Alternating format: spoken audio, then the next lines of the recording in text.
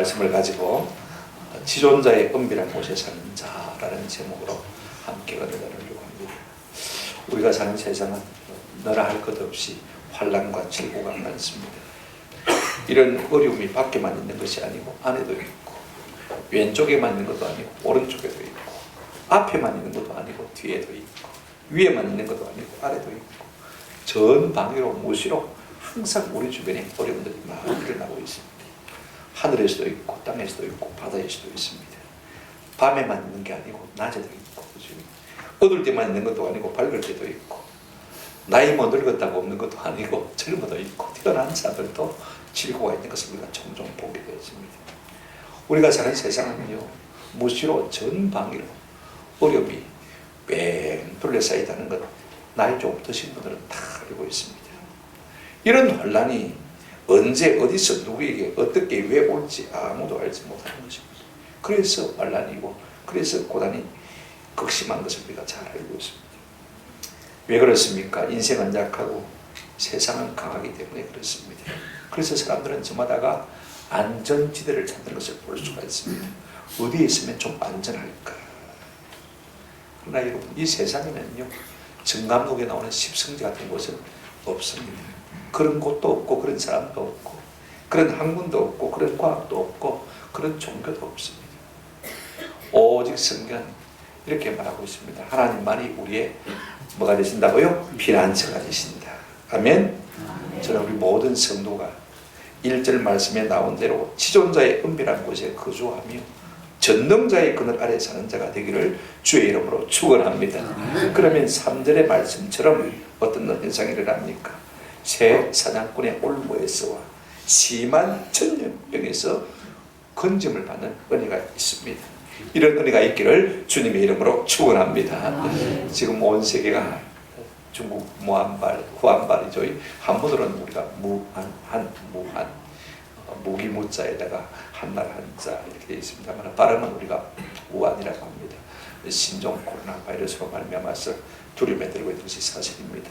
얼마 전에는 에볼라 또 그 다음에 사스 그죠? 다 잊어먹었습니다만 그러다가 메르스 또 지나가고 어떤 사람은 메르스 발음이 안 돼가지고 멜치라고 합니다만 메르스 지나가고 지금 이제 신종 코로나 바이러스가 지금 유행을 하고 있는 것을 볼 수가 있습니다. 대부분 사람들이 가장 두려워하는 것이 이 세상에 두려워할 것이 많지만 그죠? 질병인 것 같아요. 세계 질병본부에서 질병 분류를 한 것을 보게 되어지면 이 질병 수가 얼마나 엄청난지 말입니다. 우리 신체 구조보다 훨씬 더 병이 더 많아요.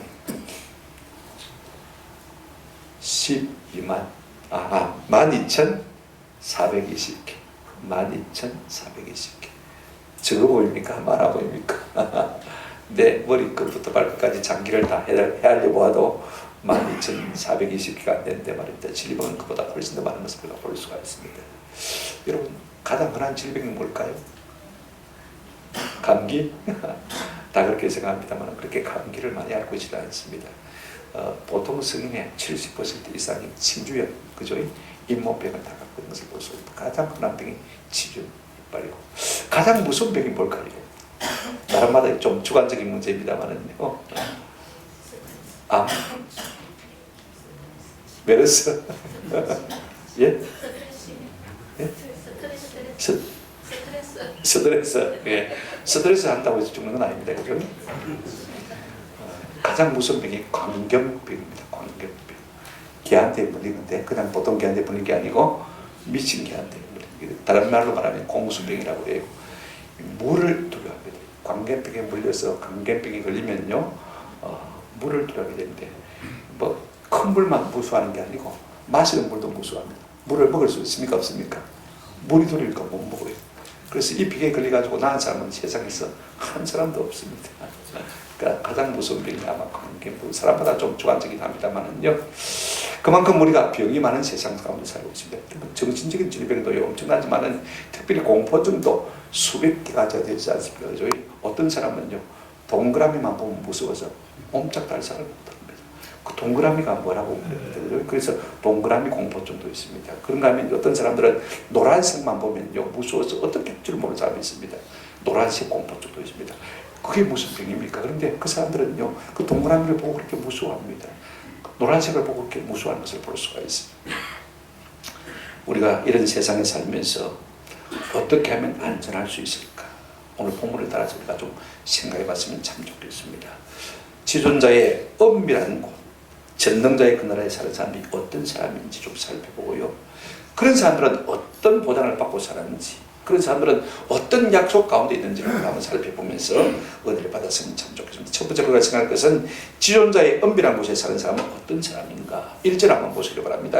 지존자의 은밀한 곳에 거주하며 전능자의 그늘 아래에 사는 자여 라고 말하는 것을 볼 수가 있습니다. 여러분, 지존자는요, 지극히 높은 분이란 말이죠. 그죠?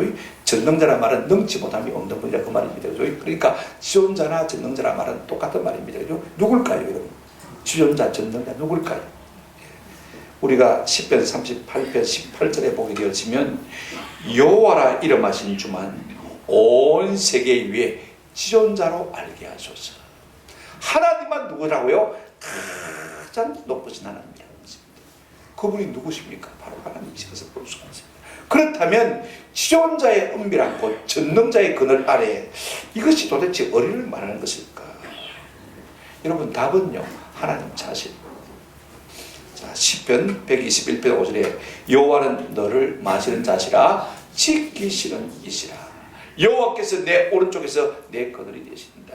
하나님 자신이 바로 지존자의 그늘 되시고 그 다음에 은밀한 곳이 되어지는 것을 우리가 볼 수가 있습니다.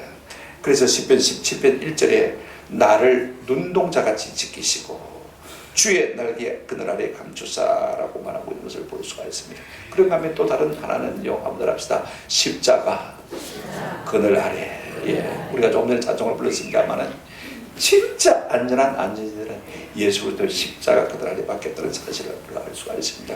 그렇다면 진짜로 지존자의 은밀한 곳에 거하고 전능자의 그늘 아래 거하는 사람은 어떤 사람이냐, 이게 참 중요합니다. 그죠? 하나님이 지존자고 하나님이 전능자고 그분 자신이 그분의 그늘이 되어지고 은밀한 곳이 되어진다면 우리가 그분께로 먼저 뭐 해야 되겠습니까? 달려나가야 되겠죠. 그죠? 믿어야 달려나갈 것 아닙니까? 그죠? 그래서 우리가 잠언 18장 10절에 보면 이런 말씀이 있습니다. 여호와의 이름은 뭐라고요? 견고한 망대라. 의인은 어디로요? 거리로 달려가서 뭘 얻는다고 했습니까? 안전함을 얻는다고 했습니다. 여러분, 의인이 누구냐면요, 착한 사람이 의인이에요. 성경이 말하는 의인은요, 믿는 사람. 하나님께서 아브라함이 여호와를 믿으니 의로 여기셨다. 그죠? 그래서 성경은요, 우리가 좀 불의하고 좀 형편이 없는 사람이라 할지라도 하나님을 믿는 사람을 뭐라고 말하고 있습니까? 의인이라고 했습니다. 그 사람은 누구로 달려갑니까? 하나님께로 달려가서 마음을 얻는다고 했습니까? 안전함을 얻는다. 우리가 무슨 어려움이 있으면요, 하나님께로 달려나가는 사람이 의인이고 믿음 있는 사람입니다. 아멘. 오늘도 우리가 이 코로나 바이러스 때문에 하나님께로 달려나왔습니다. 그죠? 아이고, 피할까 싶은 생각도 있지만은 어떻습니까? 그죠? 하나님께 달려나와야 하나님이 지켜주셔야 우리가 피할 수 있기 때문에 그죠? 달려나온 것입니다. 그래서 진짜로 전능자의 그늘 아래 가는 사람은 어떤 사람이냐면 하나님께로 많은 사람입니까? 달려가는 사람. 그래서 그 품에 안기는 사람이 진짜 하나님의 권능의 그늘 아래 피하는 사람인 것입니다. 누가 지존자의 은밀한 곳에 거주하며 전능자의 그늘 아래에 사는 자가 될 수 있습니까? 두 번째는 이것입니다. 우리 하나님을 갖다가 2절에 보시기를 바랍니다. 나는 여호와를 향하여 말하기를 그는 나의 멋이요 피난처시요 나의 요새요 내가 의뢰하는 하나님이라 하리니. 9절에 보시면 네가 말하기를 여호와는 나의 피난처시라 하고 지존자를 너의 거처로 삼았으므로 그랬습니다. 우리가 하나님께로 달려나갈 뿐만 아니라요, 지존자의 그늘 아래 가는 사람은 하나님이 나의 요새가 되시고 하나님이 나의 피난처가 되심을 입술로 많은 사람입니까? 고백하는 사람입니다. 이게 참 중요합니다. 달려나갈 뿐 아니라 하나님만이 나의 피난처십니다. 하나님만이 나의 요새십니다. 하나님만이 나의 피할 바위가 되십니다. 아멘. 그런 고백이 있는 사람이 진짜로 전능자의 그늘 아래 가는 사람이 될 수가 있는 것입니다. 입술의 고백이 참 중요해요. 로마서 10장 10절에 이렇게 말했습니다. 사람이 마음으로 의에 이르고 그죠? 입으로 시인해서 입으로 고백해서 만다고 했습니까? 구원에 이른다. 내가 아무리 마음으로 믿어도 입으로 시인하는 고백이 없으면요, 온전한 믿음이 아닐 수가 있습니다. 우리 하나님은 우리 하나님만이 나의 피난처가 되신다라고 고백하는 사람을 긍휼히 여기시고 그의 날개 아래 품어 보호하시는 줄로 믿습니다. 그런가 하면 하나님의 그늘 아래 거하는 사람은 어떤 사람이냐? 세 번째로 우리가 14절에 보시면 이런 말씀이 있습니다. 하나님이 이르시되 그가 나를 사랑한즉 내가 그를 건지리라. 그가 내 이름을 안즉 내가 그를 높이리라 라고 말하고 있는 것을 볼 수가 있습니다. 지존자의 이 은밀한 곳에 거하고 전능자의 그늘 아래 거하는 사람은 어떤 사람이냐면 한번 따라합시다. 하나님을 사랑하고 아는 사람입니다. 여러분, 하나님을요 사랑하는 사람은 알게 되어 있습니다. 왜냐하면요 사랑하는 사람끼리는 비밀이 있습니까? 없습니까? 없습니다. 사랑하는 사람은 다 열어 보여줍니다. 그죠? 그러니까 다 알게 될 수밖에 없어요. 그러니까 사랑한 적 알고, 그죠? 아는 하나님 그 사람을 갖다가 어떻게 한다고 했습니까? 건지시고 만다고 했습니까? 높이신다라고 말씀하고 있는 것을 볼 수가 있습니다. 이 말을 다른 말로 바꾸면요, 하나님의 날개 그늘에 거는 사람은 어떤 사람이냐 하면 하나님을 경외하는 사람입니다. 성경에 보면 하나님을 경외하는 자에게 주시는 엄청난 약속들이 참 많이 있습니다. 시편 34편 7절 9절에 보니까 여호와의 천사가 주를 경외하는 자를 둘러 진치고 그들을 만다고요? 건지십니다. 참으로 하나님을 두려워하고 하나님을 사랑하는 자를 천사를 보내서 둘러 진치고 그를 만다고요? 건지십니다. 아멘. 아멘. 아무리 역병이 기승을 부려도요, 우리 하나님께서 천사를 보내서 우리를 둘러 진치고 있으면요, 이 바이러스가 우리에게 이길 수가 없는 것입니다.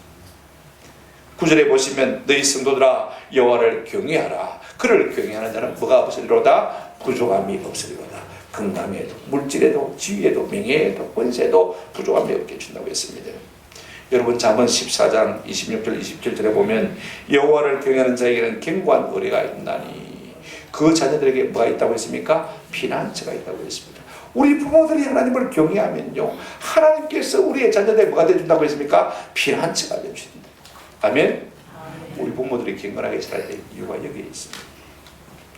우리가 하나님을 경외할 때 하나님이 우리 자녀들에게도 피난처가 되주신다. 27절 여호와를 경외하는 것은 생명의 셈이니 사망의 그물에서 벗어나게 하느니라.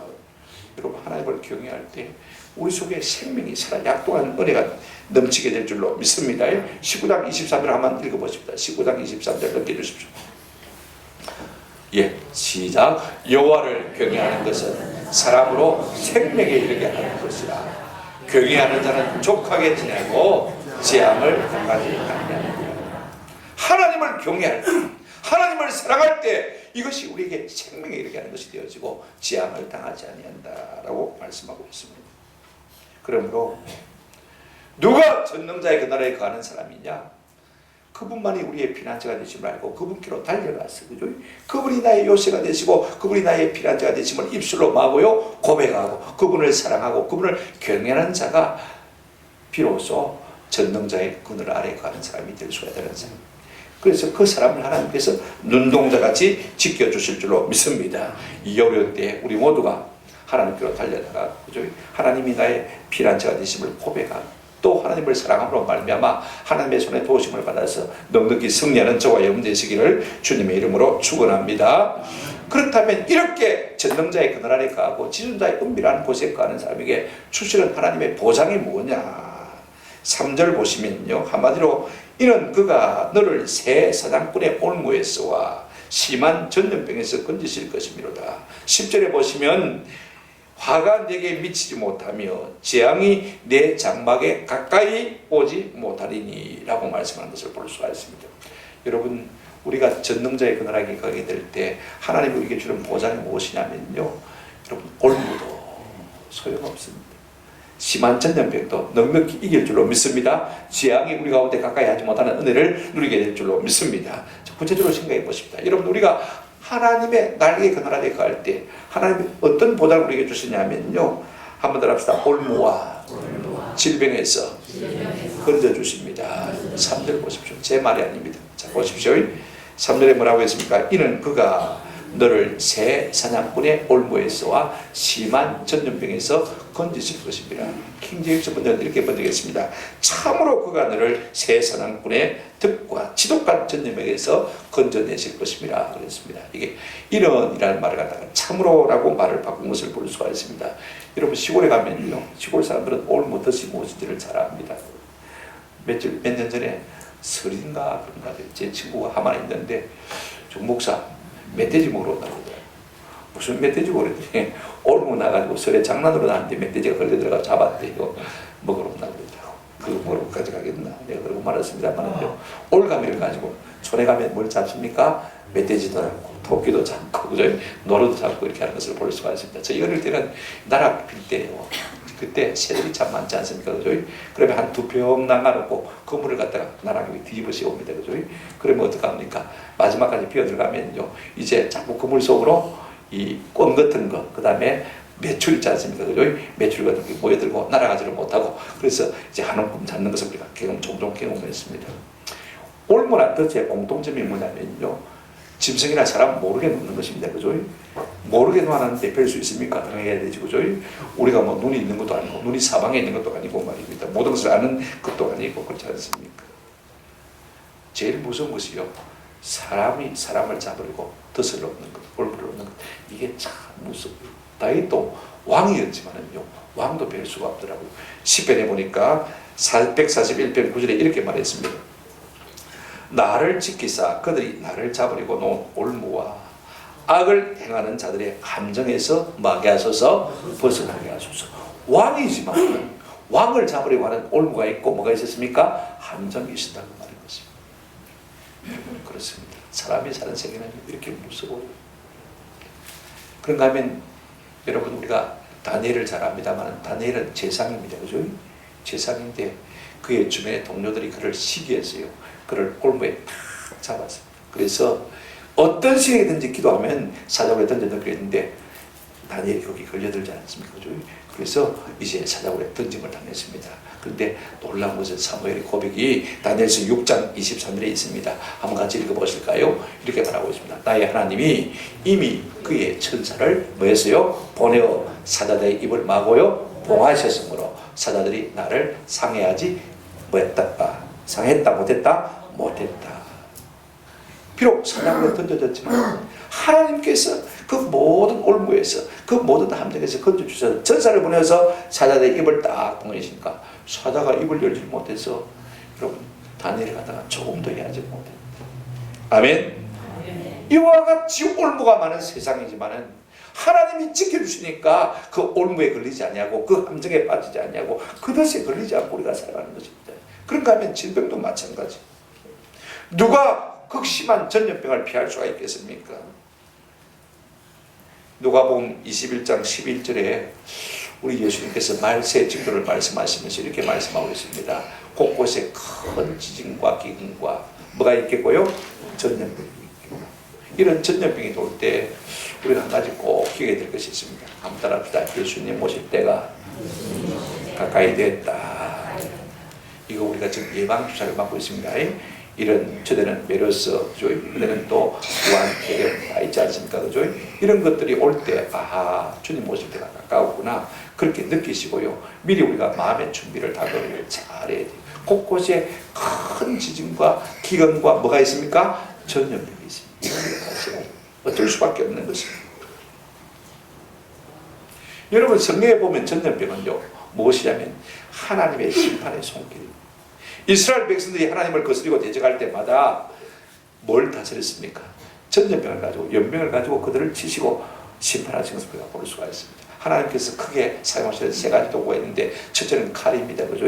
칼 전쟁이죠. 그 다음에 기근은 여러분 잘 아시고요. 그 다음에 무엇입니까? 전염병입니다. 그래서 하나님께서 그 전염병을 가지고 사람들을 심판하시는 것을 종종 볼 수가 있습니다. 그런데 그럴지라도 전능자의 그 나라에 있는 사람에게 하나님께서 어떤 은혜를 베푸셨냐. 여러분 4절 보시기 바랍니다.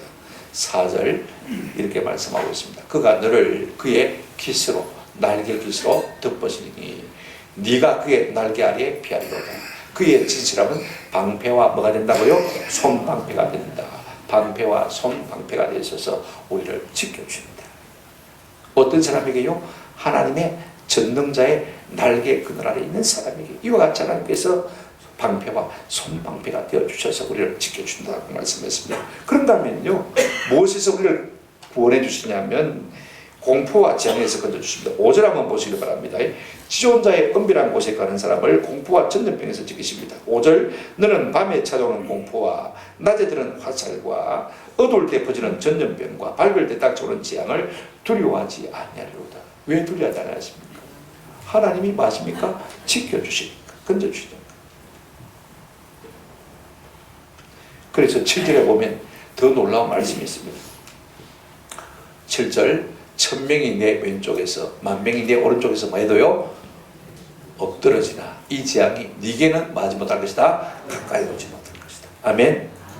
내 옆에서 이쪽에서 1000명이 넘어지고 이쪽에서 10,000명이 쓰러져 넘어진다 할지라도 전능자의 그늘 아래 거하는 사람에게는 하나님께서 어떻게 하시냐면 재앙이 내게 어떻게 해요? 가까이 오지 못하게 하겠다. 아멘. 이런 믿음의 고백을 가지고요 우리가 믿음으로 살아가면 너무 두려워할 것 없습니다. 그죠? 하나님께서 그의 날개 그늘 아래 피하는 자에게 이와 같은 은혜를 주시겠다고 분명히 보장하셨습니다. 아멘. 이 믿음을 가지고 담대하게 사시는 은혜가 있었으면 좋겠습니다. 그런가 하면요 세 번째로 어떤 은혜를 주시냐면 11절을 보시기 바랍니다. 그가 너를 위하여 모든 천사들을 명령하사 네 모든 길에서 너를 뭐하게 하십니다. 지키게 하십니다. 여러분 우리의 모든 길입니다. 교회 오는 길만 지켜주시는 게 아니고 학교 가는 길도 지켜주시고 직장 가는 길도 지켜주시고 여행 가는 길도 지켜주시고 놀러 가는 길도 우리 하나님께서 모든 길에서 우리를 마신다고요 지켜주실 것이다 라고 말씀하셨습니다. 우리가 일평생 길 위에서 보낸다 해도 과언이 아닐 정도로 우리는 인생을 나그네로 살아가고 있는 존재입니다. 그러니 여러분 우리의 삶 가운데 위험이 없겠습니까? 근데 어떻게 지키시냐면요 11절부터 한번 12절 보시기 바랍니다. 자 12절 그들이 그들의 손으로 너를 붙들어 발이 돌에 부딪히지 아니하게 하리로다. 그들이 누구냐면요 천사들이죠. 하나님께서 천사를 보내서 네 발이 돌에 부딪히지 않게 해주겠다. 그 다음에 13절 한번 보시기 바랍니다. 네가 사자와 독사를 밟으며 젊은 사자와 뱀을 발로 마리로다 노리로다. 하나님이 두 가지 방편으로 우리를 지키신다고 했습니다. 첫째는 뭐냐면 천사를 보내서 우리를 맞이고 보호하시고 또 한편으로는 어떻게 하시냐면요 우리에게 능력을 주셔서 사자를 짓밟고 독사를 짓밟을 수 있는 능력을 주셔서 우리를 마신다고요? 지켜주십니다. 두 가지 방편입니다. 천사를 보내서 지켜주든지 우리에게 뭘 주시든지 능력을 주시든지 그래서 우리가 이 세상의 모든 대적들을 능히 이기게 하시는 것을 볼 수가 있습니다. 근데 문제는 이 말씀이 오용될 가능성이 많다는 것입니다. 우리 예수님께서 이제 40일 동안 광야에서 금식 기도하실 때 마귀가 와서 예수님을 시험합니다. 그죠? 첫 번째 시험이 뭡니까? 이 돌로 떡을 만들어 먹으라 그랬습니다. 두 번째 시험이 뭐냐면 예수님을 성전 꼭대기에 들어가서 예수님 보고 뛰어내리라. 그러면 시편 91편 12절에 기록된 대로 하나님이 천사를 보내서 네 발을 돌에 부딪지 않게 지켜주실 것이다. 뛰어내려봐라 그랬습니다. 그러면 네가 용되는 거 아니냐 그랬습니다. 그죠? 그때 우리 예수님께서 신명기 6장의 말씀을 가지고 물리치는 것을 볼 수가 있습니다. 한번 따라합시다. 주 너의 하나님을 시험하지 말라. 신명기 6장 16절 말씀이죠. 아이고 하나님 지켜주나 안 지켜주나 시험하기 위해서 하는 것은요 하나님 절대로 책임 못 집니다. 조건이 있다 하겠습니다. 어떤 조건이냐면 한번 따라합시다. 지존자의 은밀한 곳에 거하고 전능자의 그늘 아래 사는 자 1절입니다. 이걸 꼭 기억해야 됩니다. 내가 주께 달려나가서 주께서 나의 요새가 되시고 피난처가 되시고 하심을 우리가 고백하고 그죠? 주님을 사랑하는 자만이 이와 같은 주님의 은혜 가운데 승리하게 될 줄로 믿습니다. 이게 참 중요해요. 정리하면요 하나님은 은밀한 곳에 거주하며 그 그늘 아래 사는 자를 올무와 전염병과 공포와 재앙에서 모든 길의 위험에서 우리를 지키신다고 말씀하고 있습니다. 어떻게 지키시냐? 여러분 한마디 말씀만 딱 기억하시기 바랍니다. 시편 17편 8절 한번 딱 펴시고요. 우리가 마음에 새기시면 참 좋겠습니다. 다 같이 시작. 나를 눈동자같이 지키시고 주의 날개 그늘 아래 감추소서. 어떻게 우리를 지키냐면 여러분 뭐같이요? 눈동자. 눈동자가 참 중요해요. 그래서 눈꺼풀이 눈동자를 지켜주는데 이 눈꺼풀이요 얼마나 빠른지 눈깜빡할 새. 그죠? 세상에서 가장 빠른 것이 눈깜빡할 새입니다. 그래서 이 눈동자가 중요하기 때문에 눈꺼풀이 얼마나 빠르게 움직여가지고 뭐가 탁 들어오면 탁 막아주는지 우리를 지키실 때 어떻게 지키신다고요? 눈동자같이. 그 다음에 어떻게 지킨다고 했습니까? 그의 날개 그늘 아래 감추사. 날개 그늘이란 말은요 방패가 되기도 합니다. 어떤 번역에는 방패라 그렇게 번역하고 있는 것을 우리가 볼 수가 있습니다. 그러니 하나님께서 우리를 눈동자같이 지키시고 우리를 날개 그늘 아래 지켜주신다고 약속하셨습니다. 어떤 사람에게요? 주의 전능자의 그늘 아래 거하기를 기뻐하는 그 사람입니다. 세 번째로 이와 같이 전능자의 은밀한 곳에 거하고 전능자의 그늘 아래 거하기를 원하는 사람에게 어떤 약속이 주어졌는가? 약속에 대해서 우리가 한번 생각을 해봤으면 좋겠습니다. 덤으로 주신 약속입니다. 자, 첫 번째로 보시기 바랍니다. 14절 한번 보십시다. 하나님이 이르시되 그가 나를 사랑한 적 내가 그를 말이라 건지리라 그랬습니다. 지존자의 그늘 아래 가는 사람을 하나님께서 건져주시겠다고 약속하신 것을 볼 수가 있습니다. 하나님이 사랑하는 자를요 하나님이 책임집니다. 우리가 하나님을 사랑하면 하나님이 우리를 마십니까? 사랑할 수밖에 없죠. 15절 중반절에 보시면 그들이 환난당할 때 내가 그와 함께 그를 말이라 건지리라 건져주겠다고 약속하셨습니다. 우리 하나님 우리가 부르시면요 반드시 응답하시고 구원의 손을 내밀어서 우리를 건져주실 줄로 믿습니다. 그런데 성경에 보면 재밌는 표현이 하나 있습니다. 건지시는데 어떻게 건지시냐면 이사야 31장 5절에 보면 새가 날개치며 그 새끼를 보호함같이 나 만군의 여호와가 예루살렘을 뭐할 것이며 보호할 것이며 그것을 호위하며 건지시며 뛰어넘어 말이라 구원하리라 라고 말씀했습니다. 여러분요 새가요 자기 새끼를 어떻게 보호하냐면 뭐 짐승들이 와서 자기 새끼를 해하려고 하면요 날개를 치가지고 막 타닥타닥 하면서 막 요란하게 만들어요. 그러면 짐승들이 와서 죽물라고 왔다가도 도망가는 것을 볼 수가 있습니다. 이렇게 하나님께서는요 그의 날개 깃으로 푸덕거리면서 우리를 지키신다 약속하신 것을 볼 수가 있습니다. 그 다음에 우리 하나님은 어떤 약속을 우리에게 주셨냐면 14절 다시 한번 보시기 바랍니다. 하나님이 이르시되 그가 내 이름을 안저 그랬습니다. 한번 더 합시다. 내가 그를 높이리라. 덤으로 주신 약속이 하나 있습니다.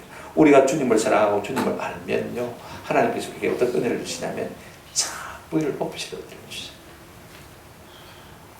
모든 사람이 질병을 쓰러지는데 내가 건강하면 내가 높아지잖아요. 그죠?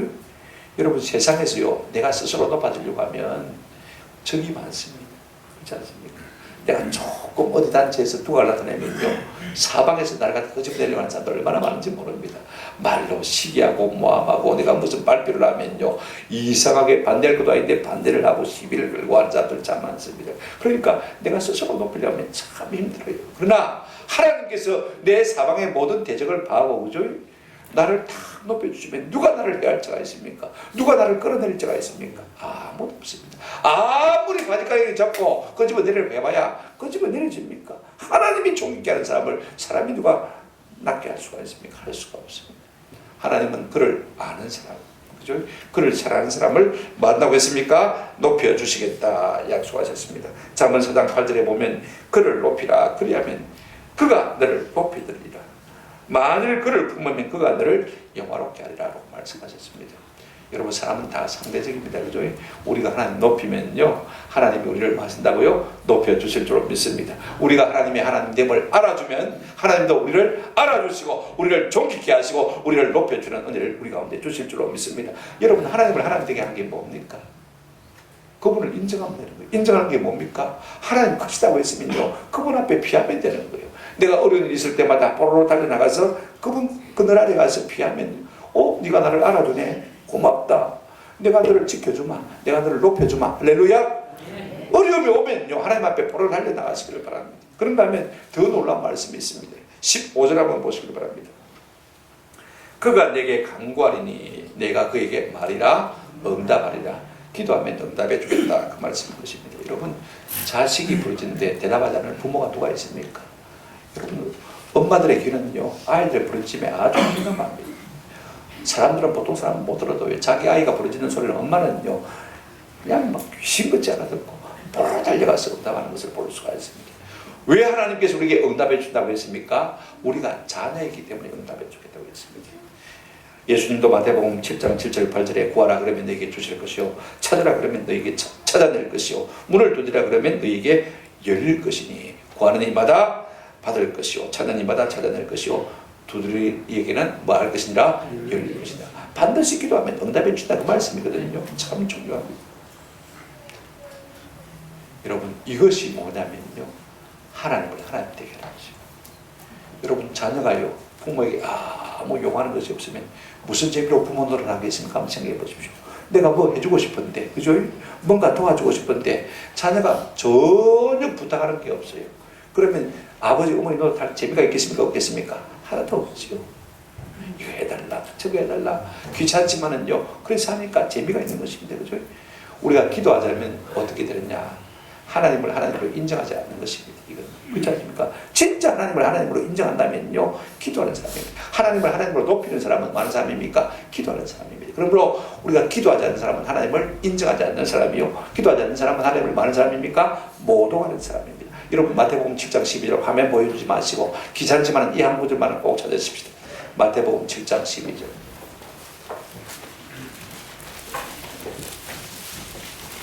마태복음 7장 12절입니다. 우리가 잘 아는 말씀인데 사람들이요 이 말씀이 왜 여기에 붙어 있는지 우아스럽겠습니까? 7장 12절 찾았습니까? 예, 다 같이 한번 읽어보십시다. 시작. 그러므로 무엇이든지 나에게 대접을 받고자 하는 대로 너희도 남을 대접하라. 이것이 율법이요 진리니라. 11절까지 뭐에 대한 이야기가 나옵니까? 기도에 대한 이야기가 나오다가 그죠? 갑자기 대접하라. 그러면 대접을 받을 것이다. 그래서 이 12절 한 절을 따로 내놓고 설교하는 사람이 상당히 많습니다. 문맥상 전혀 이해가 안 되니까 말입니다. 제가 오늘 새벽에도 말씀을 드렸습니다만 논리적으로 설명하면 철학입니다. 그죠? 체험적으로 설명하면 무엇입니까? 신학입니다. 근데 자꾸 많은 신학자들이요 논리적으로 이 말씀을 설명하려고 하니까 철학이 되어버린 것을 볼 수가 있습니다. 여러분 앞에 기도에 대한 문맥입니다. 그죠? 이 말이 무슨 말이냐면 이런 말씀입니다. 너희가 내게 기도하면 그것이 나를 많은 것이 됩니까? 하나님으로 대접하는 것이 된다는 것입니다. 하나님이 우리에게 기도하는 것이 싫어하는 거 아닙니다. 그죠? 그것이 오히려 하나님을 많은 것입니까? 하나님으로 많은 것입니까? 대우하고 대접하는 것입니다. 그러면 내가 너를 높여주마 대접해주마 이거 한 개입니다. 우리가 예수 믿는다고 하면서요 아이고 막 귀찮은데 우리 목사님 바쁜데 하나님 바쁘신데 막 남의 기도 들어주기도 바쁜데 여러분 그래서 내가 기도 안 하겠다 이게 좋은 게 아닙니다. 맞습니까? 하나님을 하나님으로 대원하는 것은 무엇입니까? 기도하는 것입니다. 기도하는 것입니다. 무슨 문제든지 하나님 앞에 하라는 것입니다. 그것이 하나님을 하나님 되게 하는 것이고 그런 사람을 하나님이 반드시 우리를 어떻게 해주겠다고요? 내 자녀로 대우해 주겠다고 그 말씀인 것입니다. 아멘. 그러니까 우리가 예수 믿으면서도 기도하라는 것은요 하나님을 욕되게 하는 것입니다. 하나님을 모욕하는 것입니다. 그러고서 우리가 잘 될 수 있겠습니까? 한번 생각해 보십시오. 감기만 나도 하나님 감기가 왔는데 내 감기 걸리는 건 괜찮지만 또 다른 사람에게 감기가 옮겨주면 이게 참 하나님 죄송한 일 아닙니까? 그죠? 하나님 어떻게든지 나를 봐서라도 그렇지만은 내가 또 다른 사람에게 옮길 수 있으니까 하나님 다른 사람을 봐서라도 빨리빨리 좀 낫게 해주십시오. 그죠? 이런 기도가 필요한 것입니다. 내가 여러분 그렇지 않습니까? 우리가 이게 뭐 코로나 바이러스가 무서운 것이요. 내 혼자 걸렸다가 뭐 나면 되죠. 그죠? 근데 문제는 뭡니까? 다른 사람이 옮기고 아이고 고온교회 가서 옮겼다더라. 이렇게 동네방네 신문이 나게 되시면 그죠? 그것도 덕이 안 되거든. 그죠? 하나님 영광을 위해서라도 하나님 지켜주십시오. 아멘?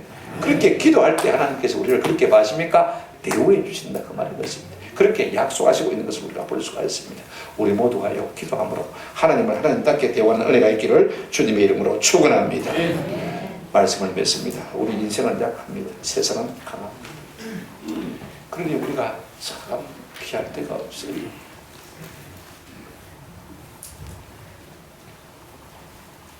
우리 인생이 약하지 않으면 인생이 아니죠. 그죠? 아직까지 내가 약하다는 사실을 못 느낀 사람은 좀 철이 들던 사람입니다. 그렇죠? 약하기 때문에 우리가 하나님 앞에 나아가는 사람들이 아닙니까? 그러므로 우리가 약함을 알고 전능자의 그늘 아래로 나아가는 것이 지혜고 그 다음에 이것이 참된 신앙의 본분이고 이것이 우리의 믿음인 줄로 믿습니다. 그런데 우리가 잠시 전능자의 은밀한 곳에 지존자의 그늘 아래 나갔다고 해서 문제가 해결되는 것도 아닙니다. 한번 따라합시다. 우리의 주소를 그곳으로 옮겨야 합니다. 나 주님 우리가 좋습니다. 내가 주의 날개 아래 막 그냥 영원토록 살게요. 내 주민등록지를 이리 옮길게요. 그죠? 그렇게 사는 사람이 하나님의 보호를 받는다 그 말씀인 것입니다. 여러분, 기독교는 그늘의 종교입니다. 방패의 종교입니다. 이 세상의 물질이 나를 지켜주지 못합니다. 맞습니까? 법만 있어도 그 돈이 나를 지키는 거 아닙니다. 세상의 과학이요 나를 지키는 거 아닙니다. 그렇게 과학이 발달해도 못하는 것이 훨씬 더 많습니다. 그죠?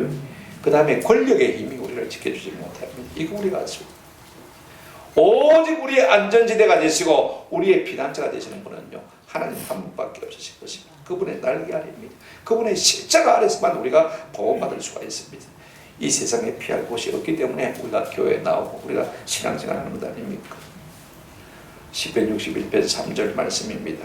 주는 나의 피난처시요 원수를 펴는 견고한 망대 시민이다. 즐거워하는 세상 가운데서 이 말씀을 우리의 믿음의 고백으로 삼고 늘 주님의 날개 그늘에 피해서 승리하는 저와 여러분 되시기를 주님의 이름으로 축원합니다. 그분께로 달려가서 그분만이 나의 보좌가 되심을 우리가 고백하고, 그죠? 그분을 사랑한다고 늘 외치고, 그죠? 그분을 진실로 사랑함으로 말미암아 이 험한 세상 모든 질고를 이겨 승리하는 저와 여러분 되시기를 축원합니다. 아멘.